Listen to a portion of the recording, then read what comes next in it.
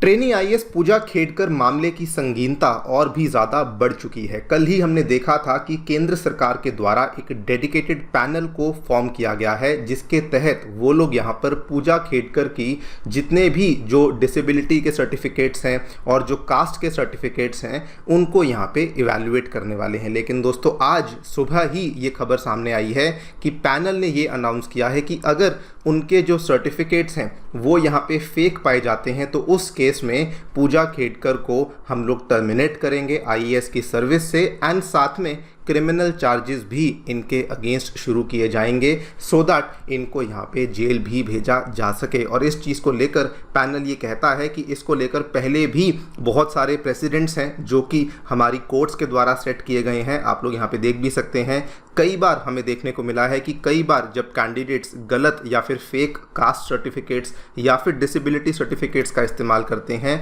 तो उनको जेल जाना पड़ा है। ये आप खबरें देख सकते हैं, पुराने कुछ सालों की खबरें हैं जब एक कैंडिडेट को गलत कास्ट सर्टिफिकेट देने पे 2 साल की जेल हुई थी। एंड यहाँ पे 3 कैंडिडेट्स थे जो कि हरियाणा को बिलोंग करते थे। इन्होंने जब फेक डिसेबिलिटी सर्टिफिकेट्स यहाँ पे जारी किए थे तो इनको यहाँ पे 3 साल की रिगरस इम्प्रिजनमेंट है, कठोर कारावास है, वो यहाँ पे इनको भेजा गया था। एंड दोस्तों, इतना ही नहीं, इस पूरे के पूरे मामले में अब इसी आईएएस ऑफिसर पूजा खेडकर के जो पेरेंट्स हैं ये भी इस मामले में आ चुके हैं, बिकॉज इनकी जो मदर हैं उनको लेकर एक वीडियो सामने आई है जिसमें कि दिखाया जा रहा है। इस वीडियो को देखिए, इनके हाथ में ये वाली गन है जिसमें कि ये एक फार्मर को यहाँ पे थ्रेटन कर रही हैं regarding a piece of land, और इनके पीछे कुछ बाउंसर्स खड़े हुए हैं जिनकी मदद से ये इस तरीके से फार्मर को डरा रही थी, थ्रेटन कर रही थी। और इसी के चलते इनकी जो मदर हैं एंड इवन इनके जो फादर हैं, इन दोनों के ऊपर एफआईआर को लॉन्च कर दिया गया है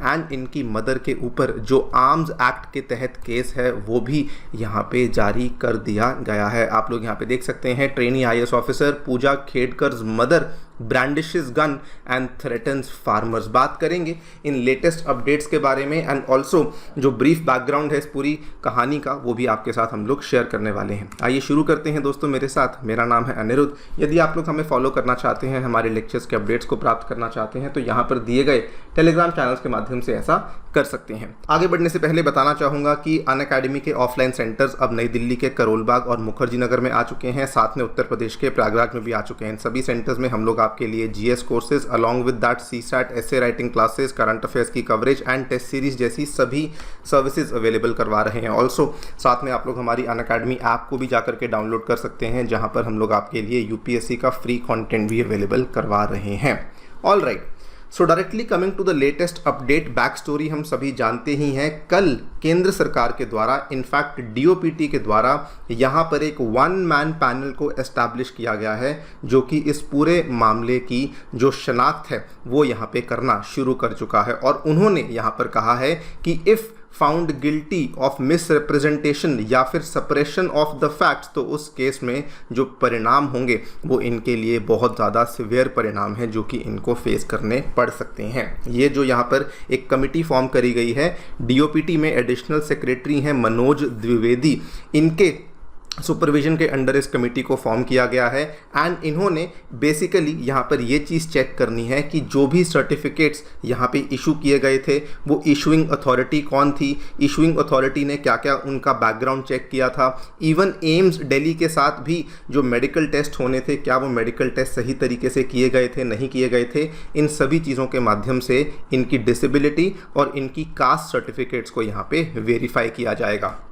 इसमें इनफैक्ट कमिटी ने ये भी कहा है कि वो लोग जो है ministry of social justice and empowerment को भी इन्वॉल्व करने वाले हैं और उसी के माध्यम से ये चेक करेंगे कि इनको आखिरकार ओबीसी का जो स्टेटस था along with the non creamy layer status वो यहाँ पे किस तरीके से दिया गया। बिकॉज इनको लेकर जो एसेट्स को लेकर जो रियलिटी सामने आ रही हैं वो असल में बहुत ज़्यादा शॉकिंग रियलिटीज़ हैं। आपको बता दूं, इसी पूजा खेडकर के जो फादर हैं उन्होंने रिसेंटली 2024 के लोकसभा चुनाव में चुनाव लड़ा था, अहमदनगर की सीट से वो खड़े हुए थे। एंड जैसा कि आपको मालूम होगा, चुनाव लड़ते टाइम आपको अपने जो एसेट्स हैं वो डिक्लेयर करने पड़ते हैं, तो उन्होंने अपने एसेट्स जो हैं वो यहाँ पे 40 करोड़ के आसपास डिक्लेयर किए हैं, जो कि वो बोलते हैं कि ये सारे के सारे एसेट्स केवल मेरे नाम पे हैं। इनफैक्ट उसी पर्टिकुलर एफिडेविट में जब उन्होंने अपने एसेट्स को डिक्लेयर किया, तो उसी पर्टिकुलर एफिडेविट में उनके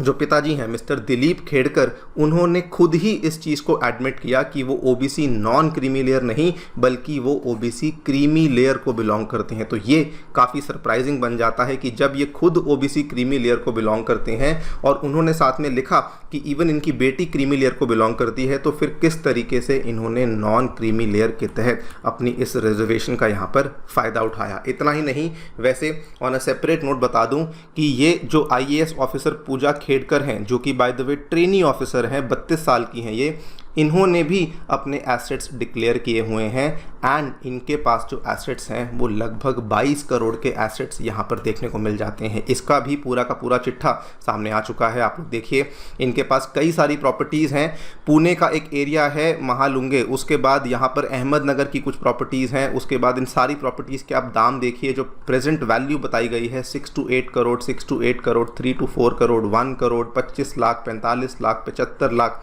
इन सभी को अगर आप जोड़ लेते हैं तो अप्रॉक्सीमेटली यहाँ पे 20 से 22 करोड़ की संपत्ति है, जो कि केवल पूजा खेड़कर के नाम पे ही देखने को मिलती है। तो ये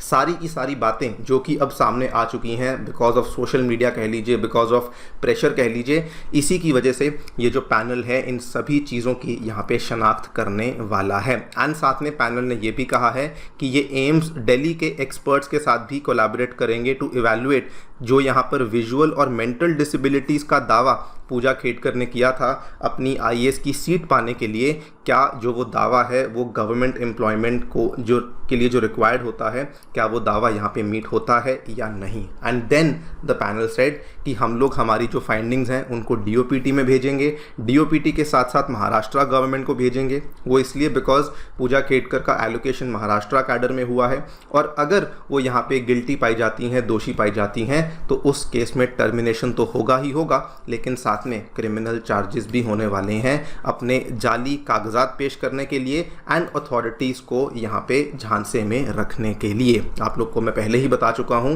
कि ऐसे केस में हमें पूरे इंडिया में बहुत सारे ऐसे प्रेसिडेंट्स हैं जो कि हमारी कोर्ट्स सेट कर चुकी हैं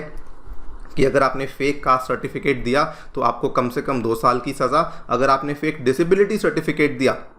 तो आपको 3 साल का कठोर कारावास भी यहाँ पर देखना पड़ सकता है। एंड ये काफ़ी ज़्यादा चिंताजनक इसलिए बन जाता है बिकॉज सबसे पहले तो इन्होंने सिस्टम को बेवकूफ़ बनाया। अगर आप ध्यान से देखें 2023 का प्रीलिम्स, जो कि मैं समझता हूँ अभी तक का UPSC का one of the toughest prelims माना जाता है, जनरल कैटेगरी की कट ऑफ भी 75 थी। अगर ये यहाँ पर कहती कि मैं केवल OBC हूँ तो तब भी मान लेते कि ठीक है 74.75 के आसपास यहाँ पे कट ऑफ थी। लेकिन दोस्तों पूजा खेड़कर के द्वारा यहाँ पर दिखाया गया कि उनकी जो यहाँ पे डिसेबिलिटी है that is PWD BD5 category, जिसमें आप कट ऑफ का अंतर देखिए, ये कट ऑफ सीधा गिरकर 33 मार्क्स पे चली जाती है। Do not compare this with general category cut off, अगर आप इसके साथ भी कंपेयर करते हैं तब भी फासला बहुत ज़्यादा है। और अगर आप फाइनल कट ऑफ की भी बात करते हैं यानी कि सिलेक्शन के लिए, तो यहाँ पर 919 अंक चाहिए और यहाँ पर आपको मात्र 589 अंक चाहिए, और इसीलिए ये इतने कम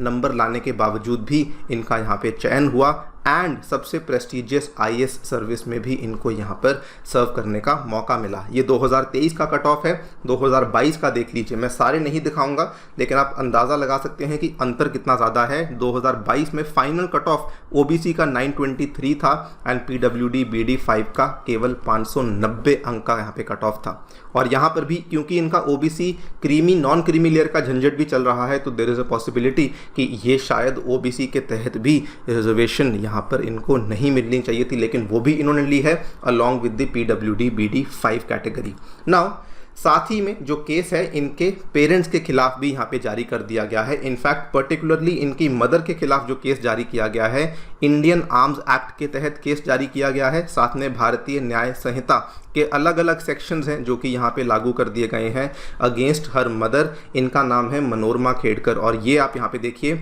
ये बेसिकली मुल्शी तहसील है महाराष्ट्र में। वहाँ पर पूजा के फादर दिलीप खेड़कर ने, जो कि एक रिटायर्ड गवर्नमेंट सर्वेंट हैं, उन्होंने 25 एकड़ की ज़मीन को परचेज़ किया और एक वीडियो सामने आई है जिसको हम लोग यहाँ पे शो नहीं कर सकते, लेकिन उस वीडियो में इनकी जो मदर हैं कुछ बाउंसर्स के साथ जाकर के एक फार्मर को डरा रही हैं, धमका रही हैं कि ये जो प्लॉट है ये मेरा है। फार्मर कह रहा है कि ये मामला अभी कोर्ट में है और जब तक मामला कोर्ट में है तब तक हम लोग इसको लेकर कुछ नहीं कह सकते, लेकिन ये कहती हैं कि मैं इस ज़मीन को यहाँ पे लेके ही रहूँगी क्योंकि ये प्लॉट मेरा है। और इस तरीके से ये पूरी की पूरी वीडियो भी सामने आई है। सो मामला बहुत ही ज़्यादा गंभीर एंड काफ़ी ज़्यादा चिंताजनक हो चुका है। काफ़ी लोग इसका इंतज़ार कर रहे हैं कि किस तरीके से यहाँ पर इसका जो फाइनल फैसला है वो सामने आएगा, बिकॉज ये डायरेक्टली इम्पैक्ट करता है यूपीएससी के सभी एस्पिरेंट्स को and even lot of those people जो कि शायद इनकी सिलेक्शन की वजह से जिनका सिलेक्शन नहीं हुआ, उन लोगों के ऊपर भी इसका डायरेक्ट इम्पैक्ट आता है। बैकग्राउंड आप लोग सभी जानते हैं, मैं फिर भी आपको ब्रीफली बता दूँ ये पूरा का पूरा मामला सामने कैसे आया था। असल में पुणे के जो डिस्ट्रिक्ट कलेक्टर हैं सुहास दिवासे, इन्होंने यहाँ पर कहा कि कॉम्प्लिकेशंस अवॉइड करने के लिए इन्होंने रिक्वेस्ट करी थी कि जो पूजा खेड़कर हैं इनका तबादला किया जाए और उनका तबादला किया गया। और जैसे ही तबादला किया गया, पीएमओ और लबासना जहाँ पे आईएएस ऑफिसर्स की ट्रेनिंग होती है, इन्होंने इस चीज़ को लेकर रिपोर्ट रिक्वेस्ट करी कि आखिरकार तबादला क्यों किया गया है। और जैसे ही ये तबादले की चीज़ सामने आई, उसके बाद ये भी सामने आया कि इनका तबादला जो महाराष्ट्र के वाशिम में किया गया था, वहाँ पर भी ये ड्यूटी को ज्वाइन करने नहीं आई। जब ये दोनों बातें हो गई तो उसके इमीडिएटली बाद ये सारी की सारी चीज़ें सामने आने लगी कि इनके पास एक ऑडी कार है जिसका वीआईपी नंबर है, जिसके ऊपर इन्होंने लाल बत्ती लगा रखी है। एंड इवन उसके बाद ये सब चीज़ें सामने आई कि इन्होंने अपने ओबीसी के फेक सर्टिफिकेट्स और पीडब्ल्यूडी के फेक सर्टिफिकेट्स को यहाँ पे पेश किया, जिसके माध्यम से इनका यहाँ पे सिलेक्शन हुआ है। और इवन मेडिकल टेस्ट को लेकर भी सारी की सारी धांधली जो कि इनके द्वारा करी गई थी वो भी यहाँ पे सामने पेश करी गई थी। एंड तभी सामने आया कि आखिरकार 821 रैंक वाली महिला यहाँ पर आईएएस का उसको जो ओहदा है वो कैसे मिल सकता है, जबकि हम सभी जानते हैं कि 821 रैंक पे नहीं, मैक्स टू मैक्स जो आईएएस का ओहदा है जनरल कैटेगरी के लिए वो अप्रॉक्सीमेटली 90 रैंक पे मिलता है और दूसरी कैटेगरीज के लिए भी इतने पीछे जाके नहीं मिलता। वो तभी मिल सकता है अगर आप ओबीसी हों और पीडब्ल्यूडी के साथ भी आप अगर बिल्कुल लोवेस्ट कैटेगरी में आते हैं, तब जाकर के आपको यहाँ पर ये वाला जो ओहदा है वो मिल सकता है। खैर देखते हैं क्या होता है। आप लोग दोस्तों इसके बारे में क्या सोचते हैं, हमें डेफिनेटली बताएं कमेंट सेक्शन में। Thank you so much for listening, stay tuned and